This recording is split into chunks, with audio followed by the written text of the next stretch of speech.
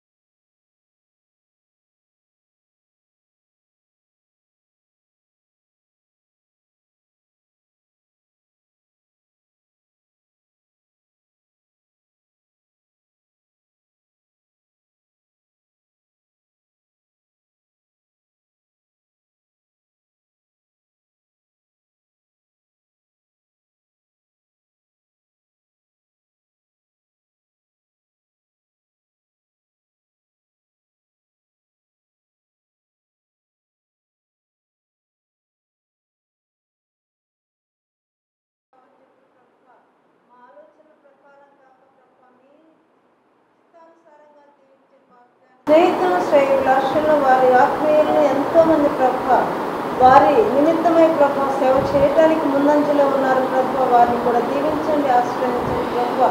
ఎంతోమంది పేదలకు సేవ చేయాలని ఆకాంక్షతో ప్రభ ఎదురు చూస్తున్నారు ప్రభ. వారి కోరికను దీవించి ఆశ్రయించండి. చిత్తమైతే ప్రభ. పెమ్మసాని చంద్రశేఖర్ గారు పార్లమెంట్ అభ్యర్థిగా తెలుగుదేశం పార్టీ తరఫున కూటమి అభ్యర్థిగా పోటీ చేసిన సంగతి మనందరికీ తెలిసిందే. ముఖ్యంగా పెమ్మసాని చంద్రశేఖర్ గారు అత్యధికమైన మెజార్టీతో గెలవాలని,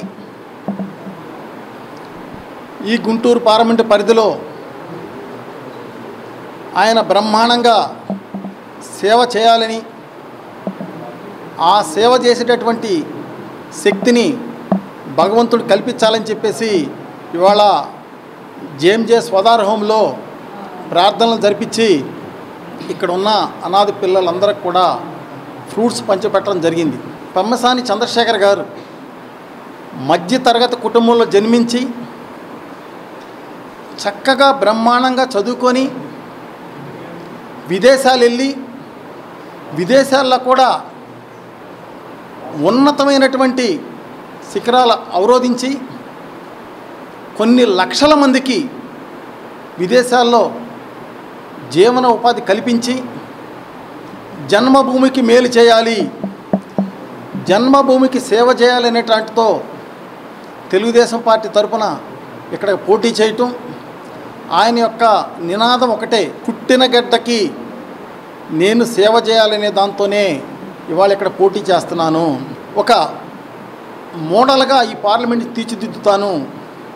ముఖ్యంగా తెనాలి ప్రాంతాన్ని, ఆంధ్ర ప్యారిస్గా ఉన్నటువంటి తెనాలి ప్రాంతాన్ని ఒక మోడల్ సిటీగా, ఆంధ్ర ప్యారిస్ అంటే ఆంధ్ర ప్యారిస్ అనే విధంగా ఎవరైనా రిటైర్ అయిన వాళ్ళు కానివ్వండి, ఒక మంచి ప్రశాంతమైన జీవితం ఎవరైనా గడపాలంటే మనం తెనాలి ప్రాంతంగా వెళ్ళాలి అనే విధంగా ఒక ప్రశాంతమైన వాతావరణం ఇక్కడ నెలకొల్పే విధంగా రోడ్ల విషయంలో కానివ్వండి, లాండ్ ఆర్డర్ విషయంలో కానివ్వండి, అభివృద్ధి విషయంలో కానివ్వండి, యువతకి ఉద్యోగాల అవకాశాలు కల్పించే దాంట్లో కానివ్వండి, ప్రతి ఒక్క అంశంలో కూడా ఆయన ముఖ్యంగా రాజధాని అమరావతిని నెలకొల్పే దాంట్లో ఇవాళ వైసీపీ అధికారంలోకి వచ్చిన తర్వాత రాజధానిని సర్వనాశనం చేసిన సంగతి మనం అందరం చూసాం. మంచివారికి అవకాశం ఇవ్వాలి, చంద్రబాబు నాయుడు గారికి తోడుగుండే వ్యక్తులకు అవకాశం ఇవ్వాలనే దాంట్లో పెమ్మసాని చంద్రశేఖర్ గారు విద్యావంతుడు, చక్కగా ఈ ప్రాంతాన్ని అభివృద్ధి చేయగల సత్తా ఉన్న నాయకుడు అని చెప్పి ప్రజలందరూ కూడా పెమ్మసాని గారికి బ్రహ్మరథం పట్టారు. ఈరోజు వీరవల్లి మురళి గారి ఆధ్వర్యంలో ఈ అనాథాశ్రమంలో పిల్లలకి, వృద్ధులకి బ్రెడ్లు, పండ్లు పంపిణీ చేయడం జరిగింది. ఆయన ఆధ్వర్యంలో భవిష్యత్తులో ఇలాంటి కార్యక్రమాలు మరెన్నో కొనసాగించాలని ఆకాంక్షిస్తూ డాక్టర్ చంద్రశేఖర్ గారు రేపు అత్యధిక మెజారిటీతో గెలుస్తారని ఆశిస్తూ ఆయన భవిష్యత్తులో ఈ ప్రాంత ప్రజలకి అనేక సేవా కార్యక్రమాలని ప్రవేశపెట్టి ప్రజలందరికీ కూడా అందుబాటులో ఉండి భవిష్యత్తులో గుంటూరు పార్లమెంటు నియోజకవర్గంలోని అన్ని ప్రాంతాలని సమానంగా అభివృద్ధి చేస్తారని అదేవిధంగా స్కూల్స్, హాస్పిటల్స్ వంటి సంస్థలను ఏర్పాటు చేసి అనేక మందికి ఉపాధిని కల్పిస్తారని ఎల్లవేళలా ప్రజలకు అందుబాటులో ఉండి సేవా కార్యక్రమాన్ని ప్రజలకి తీసుకొస్తారని భావిస్తూ మార్స్పేటలోని శ్రీ దత్తసాయి ఆలయం నందు గురు పౌర్ణిమ మహోత్సవాలు జూలై 21వ తేదీ నిర్వహించనున్నారు. అనువంశిక ధర్మకర్త మరియు ఆలయ చైర్మన్ రేటూరి నాగసాయి ఆధ్వర్యంలో కాకడ హారతి, దత్తాత్రేయ స్వామి వారి వజ్రకవచ పూజ, విశేష పుష్పాలంకరణ, 108 ప్రదక్షిణలతో పల్లకి సేవ, అన్నప్రసాద వితరణ విశేషంగా నిర్వహించడం జరుగుతుందని ఆలయ కమిటీ సభ్యులు తెలిపారు. ఉదయం 4:30 గంటల నుండి రాత్రి 10 గంటల వరకు ఈ వేడుకలను నిర్వహిస్తున్నట్లు వెల్లడించారు. భక్తులు విశేష సంఖ్యలో పాల్గొని జయప్రదం చేయాలని కోరారు. సమావేశంలో ఆర్ నాగసాయి, వెంకటరమణ, సిహెచ్ సురేష్ కుమార్, రమణబాబు, పద్మజ, సుజాత, హరిప్రసాద్, మల్లీశ్వరి తదితరులు పాల్గొన్నారు.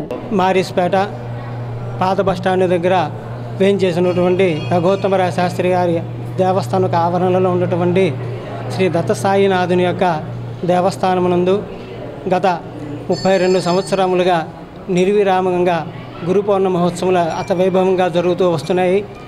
అట్లాగే ఈ సంవత్సరం కూడా 32వ గురు పౌర్ణమి జరపాలని చెప్పి దేవస్థానం వారు మరియు కమిటీ వారు నిర్ణయించి దాని సందర్భంగా ఈరోజు సాయంత్రం పూట కరపత్రములను ప్రారంభించారు. దాని సందర్భంగా 21వ తారీఖు 7/2024 ఆదివారము గురు పౌర్ణమైంది. ఆ రోజున ప్రతిరోజు కూడా మనకి చక్కగా స్వామివారికి అభిషేకాలు, పూజలు చేసుకుంటూ వస్తున్నాము. ఆ రోజు కూడా 21వ తారీఖు 7/2024 ఉదయం స్వామివారికి 5 గంటలకు కాకడ హారతి, తర్వాత 6 గంటల నుండి స్వామివారికి పంచామృతాలతో, సుగంధ ద్రవ్యాలతో విశేషమైన అభిషేకాలు జరుగుతాయి. తదనంతరం స్వామివారికి విశేషమైన పుష్పాలంకారం జరుగుతుంది. మధ్యాహ్నం 12 గంటలకు హారతానంతరం భక్తులందరూ కూడా విచ్చేసినటువంటి భక్తులందరూ కూడా సుమారు ఒక 2000 నుంచి 3000 మధ్యలో భక్తులందరికీ అన్నదానం చేయడం జరుగుతున్నది. అట్లాగే సాయంత్రం 6 గంటలకు స్వామివారి సాయ సంధ్య హారతి, 6:30 గంటల నుంచి స్వామివారికి 108 పల్లకి ఉత్సవంతో స్వామివారికి 108 ప్రదక్షిణాలు చేయడం జరుగుతుంది. 32వ గురు పౌర్ణమి మహోత్సవములు మన పాత బస్టాండ్ వెనుక ఉన్న దత్తసాయి ఆలయంలో నిర్విరామంగా ఎప్పటి నుంచి జరుగుతున్న మన గురు పౌర్ణమి మహోత్సవం మళ్ళీ ఎప్పట్లాగానే ఈ సంవత్సరం కూడా మనం చేస్తున్నాము. ఘనంగా చేయాలి అని కమిటీ సభ్యులందరూ నిర్ణయించుకొని ఈరోజు ఈ కరపత్రాన్ని విడుదల చేసి భక్తులందరికీ సాయినాథుని కృపకు వాళ్ళ ఇంటికి లేదా వాళ్ళ సుఖశాంతులకు కలిగించాలని బాబావారిని మనస్ఫూర్తిగా కోరుకుంటున్నాము. ఈ కార్యక్రమంలో భాగంగా ఉదయం హారతి, విశేషంగా హారతి ఉంటుంది. అలాగే పుష్పాలంకరణ ఉంటుంది. మధ్యాహ్నం అన్నదానం ఉంటుంది. ఈ అన్నదానానికి ఎవరైనా సరే భక్తులు లేదా దాతలు విరాళాలు లేదా ఏమైనా ఇవ్వాలనుకున్న వారు ఆలయ ఆఫీస్ నుంచి సంప్రదించగలరు, లేదా కమిటీ మెంబర్లని మీరు సంప్రదించగలరు. అలాగే సాయంకాలం రాజస్థానీ మేళతాళాలతో 108 పల్లకి ప్రదక్షిణాలు జరుగుతున్నాయి. భార్యపై భర్త హత్యాయత్నం చేసిన ఘటన శుక్రవారం తెనాలి పట్టణ కొత్తపేటలో చోటు చేసుకుంది. వివరాల్లోకి వెళితే బాధితురాలు మానసకు తన మేనమామ అయిన కీళ్ల రవితో 7 సంవత్సరాల క్రితం వివాహం జరిగింది. అయితే అదనపు ఘటన కోసం తరచూ ఆమెను వేధిస్తూ ఉండేవాడని, ఈ నేపథ్యంలో కొల్లూరులోని భర్త వద్ద నుండి వెళ్లిపోయి వలివేరులోని తన తల్లి వద్ద గత 6 నెలలుగా అక్కడే ఉంటూ తెనాలిలోని కొత్తపేటలో ఓ డిటిపి సెంటర్ నందు పనిచేస్తుంది. రోజులానే మానస విధులకు హాజరై శుక్రవారం భోజనం చేసేందుకు తన స్నేహితురాల వద్దకు వెళ్లిన మానస వద్దకు వచ్చిన రవి ఆమెపై కత్తితో దాడి చేశాడు. అక్కడే ఉన్న కొందరు దాడిని అడ్డుకొని తీవ్రంగా గాయపడిన మానసను తెనాలి ప్రభుత్వ వైద్యశాలకు తరలించారు. నిందితుడిని పోలీసులు అదుపులోకి తీసుకున్నారు. పోలీసులు కేసు నమోదు చేసి దర్యాప్తు చేస్తున్నారు. చిల్లా రవి అనే అతను తన భార్య మానసని కత్తితోటి స్టాబింగ్ చేయడం జరిగింది. ఇక్కడ నెక్ దగ్గర బ్యాక్ సైడు 3 దిక్కుల స్టాబింగ్ జరిగింది. దీనికి కారణం ఒక 8 నెలల నుంచి వాళ్ళిద్దరూ విడిగా ఉంటున్నారు. ఈ మానస వాళ్ళ అమ్మ దగ్గరే ఉంటుంది, ఒలివేరు. అతను వచ్చేసి కొల్లూరు మండలం చెంచుపేట, కొల్లూరు విలేజ్ చెంచుపేట. వీళ్ళకి 7 సంవత్సరాల క్రితం మ్యారేజ్ అయింది, పిల్లలు లేరు. భార్య మీద అనుమానంతో ఈ అఘాత్యం చేశాడని తెలియజేస్తున్నారు. ఆల్రెడీ ఒక 9 నెలల క్రితం కూడా ఒక కేసు రిజిస్టర్ అయింది. ఆ అమ్మాయి నన్ను వేధిస్తున్నాడు, భర్త చీటికి మాటికి చిరాకు పెడుతున్నాడు, నన్ను అరెస్ట్ చేస్తున్నాడు అనే దాని మీద కేసు కట్టాం. దాని మీద ఆ కేసు కూడా కోర్టులో ఛార్జ్ షీట్ వేయడం కూడా జరిగింది. అప్పటి నుంచి ఈ అమ్మాయి వాళ్ళ తల్లి దగ్గరే ఉంటుంది. డైలీ తెనాలి వచ్చి పని చేసుకొని వెళ్తుంది. ఈ అమ్మాయి డీటీపీ వర్కర్గా పనిచేస్తుంది. అంటే కంప్యూటర్లో టైప్ చేసి ఇది చేసి శాంసన్ అనే అడికేట్ దగ్గర పనిచేస్తూ ఉంటుంది. డైలీ వచ్చి పని చూసుకొని వెళ్తూ ఉంటుంది. ఈరోజు అక్కడికి వచ్చి కరెక్ట్గా 4 గంటలప్పుడు ఎన్నిసార్లు చేసినా ఫోన్ ఎత్తట్లేదు. ఏంది ఆ అమ్మాయి మీద ఇమ్మీడియట్లీగా తను తెచ్చుకున్న ఆ కత్తితోటి నెక్ బ్యాక్ సైడ్ 3 దిక్కుల స్టాబింగ్ చేశాడు. ఇమ్మీడియట్గా తెలిసిన ఎమ్మటే మేము ఇమ్మీడియట్గా నేరస్థలానికి వెళ్ళి బాధితురాలని ఇమ్మీడియట్గా గవర్నమెంట్ హాస్పిటల్కి షిఫ్ట్ చేసాం. డాక్టర్స్ కూడా ప్రస్తుతం పరిస్థితి బాగానే ఉందని చెప్తున్నారు. మెరుగైన వైద్యం కోసం గుంటూరు షిఫ్ట్ చేస్తామన్నారు. ప్రజెంట్ అయితే స్టేబుల్గా ఉంది. హార్ట్ పల్స్ సాచురేషను అంతా స్టేబుల్గానే ఉందని డాక్టర్ చెప్తున్నారు. ఎందుకైనా మంచిది గుంటూరు తీసుకెళ్తే మెరుగైన వైద్యం చేస్తే బాగుంటుందని చెప్పి షిఫ్ట్ చేస్తున్నారు. వాళ్ళ అమ్మాయి తల్లిదండ్రులు కూడా రావడం జరిగింది. వాళ్ళ బ్రదర్ కూడా వచ్చాడు. ఇప్పుడు ముద్దాయిని కూడా ఇమీడియట్లీగా మేము కస్టడీలోకి తీసుకుంటాం. చిల్లా రవితో మా అమ్మాయికి పెళ్ళి 2017 సంవత్సరంలో పెళ్ళి అయిందండి. పెళ్ళైన మొదటి సంవత్సరం నుంచి గొడవలే. పద్దాలు తాగి రావటం, నాకు కట్నం డబ్బులు తేలేదని ఆ పిల్లని పద్దాలు కొడతాము, మా దగ్గరికి పంపించటం. రోజు కొడతామే, రోజు తాగి రావటం, కొడతాం, బాగా కొడతాం. ఒకసారి అయితే రాయి పెట్టి తలంతా పగల కొట్టాడు. రాయి పెట్టి తల మీద కొట్టాడు బాగా. ఇంతలో బుడుపులు కట్టినాయి. పోలీస్ స్టేషన్ చుట్టూ తిరిగేవాళ్ళం. కేసులు పెట్టాము, ఇటువరకు చాలా పెట్టాము. ఇక వదిలేసేసాం మేమే. ఆవిడ కోళ్ళు నరుకుతాడు. ఈ కట్నం తేలేదు, పెళ్లి చేసుకున్న కాడి నుంచి నాకు నువ్వు రూపాయి కట్నం తేలేదు. అప్పుడేమో నాకు కట్టుగొడ్డలతో పంపియాక నేను బాగా చూసుకుంటాను. చక్కగా చదువుకునే అమ్మాయిని కాలేజీ చుట్టూ తిరిగి ఆ పిల్ల జీవితం నాశనం చేసాడు. ఆ పిల్ల పద్దాల కాలేజీ 6 నెలల నుంచి మా దగ్గర ఉంటుంది గొడవ అయ్యి. అప్పుడు కూడా బాగా కొట్టాడు. పడిపోతే మేము అక్కడ పోలీస్ స్టేషన్లో చెప్తే మా ఎస్సీ గారు అంది, సరే కొన్నాళ్ళు మీ దగ్గర ఉంచుకోండి అమ్మా, తర్వాత మాట్లాడదాం అంతే. అప్పటి నుంచి మా దగ్గరే ఉంటుంది. మా దగ్గర నుంచే డ్యూటీకి వచ్చేది తెనాలి రోజు. ఇవాళ బాగా చేసాడండి తాగొచ్చి. మరి పులివర్తి మానస అమ్మాయి వాళ్ళది అసలు కొల్లూరులో వాళ్ళ అమ్మ తమ్ముడికి పెళ్లి చేసుకున్నారు. వాళ్ళిద్దరి మధ్య గొడవలు వచ్చి ఇద్దరు విడిపోయారు. విడిపోయిన తర్వాత మళ్ళీ ఈరోజు వచ్చి తాగొచ్చి ఆమె ఉమా డిటిపి సెంటర్ అని రిజిస్ట్రార్ ఆఫీస్కి తూర్పు వైపు ఉన్న షాపులో కంప్యూటర్గా పనిచేస్తుంది. ఇక్కడికి వచ్చి మా ఆఫీసులో పనిచేసే కంప్యూటర్ అమ్మాయితో మాట్లాడుకుంటా ఉంది. ఇద్దరు మాట్లాడుకుంటా ఉండగా అతను వచ్చి కత్తి పెట్టి పొడిచాడు. పొడితే అరుచుకుంటూ వచ్చి నేను వెనక నా టేబుల్ మీద కూర్చుంటే నేను నా దగ్గరికి వచ్చి మీద పడింది.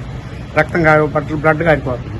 ఇక నేను అతన్ని ఆపి ఆమె వెనక అడ్డం ఉండి నేను బయట ఆపాను. తర్వాత ఇక అంతలోకి వాడు గొడవ చేసి బయట నిలబడ్డాడు. జనం వచ్చారు, తీసుకెళ్లి పక్కకు తీసుకెళ్ళారు. సిటీ న్యూస్ ముంచే ముందు ముఖ్యాంశాలు మరోసారి.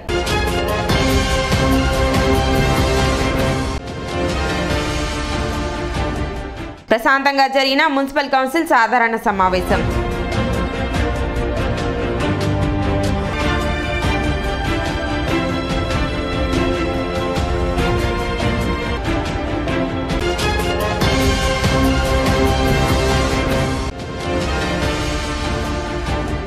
కృష్ణా పశ్చిమ డెల్టా పరిధిలో గల ప్రధాన కాలువలకు సత్వరమే మరమ్మతులు చేపట్టాలి.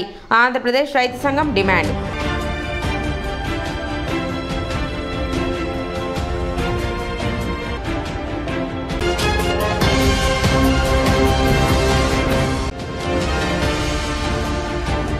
క్రేన్ ని ఢీకొట్టిన ఆర్టీసీ పల్లె వెలుగు బస్సు. పాక్షికంగా ధ్వంసమైన బస్సు. స్వల్ప గాయాలతో బయటపడ్డ ప్రయాణికులు.